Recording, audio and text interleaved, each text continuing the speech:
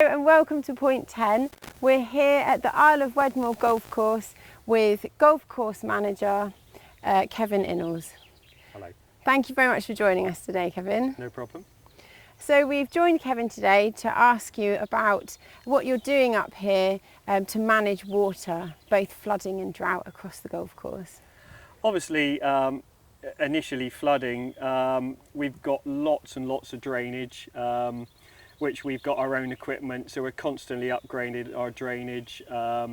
We try then to direct all that drainage obviously into lakes to keep them plenished during the drier periods, especially down the bottom where we've got irrigation lakes which we pump from, so all that drainage is always directed into saving water.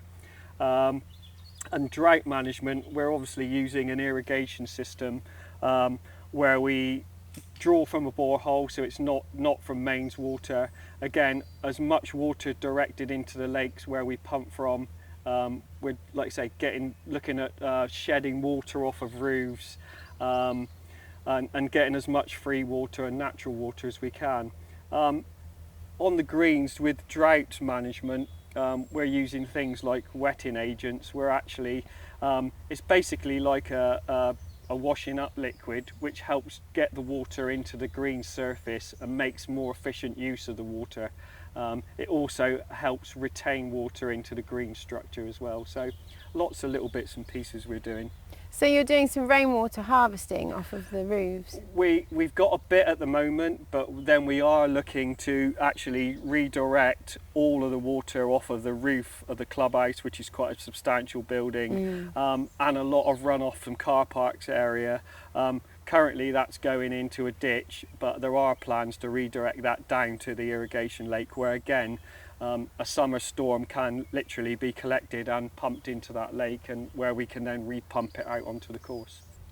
And do you have you had to change the varieties of grasses depending on the drought? Have you seen any changes in anything like that over the last few years or 10 years? We've definitely noticed a climate change.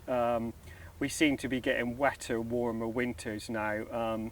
When I first started off many years ago, we would generally put the equipment away during the winter, and literally there'd be no mowing.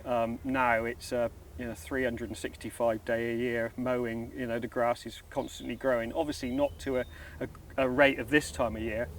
Yeah.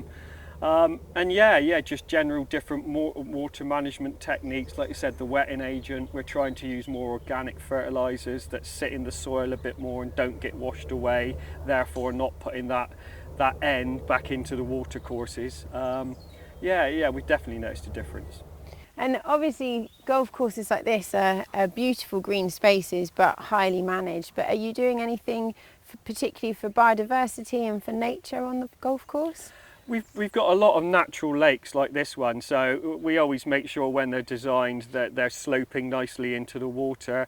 This one's full of carp, which have just naturally filled it really. There's lots of newts, you can see the dragonflies, there's lots of frogs.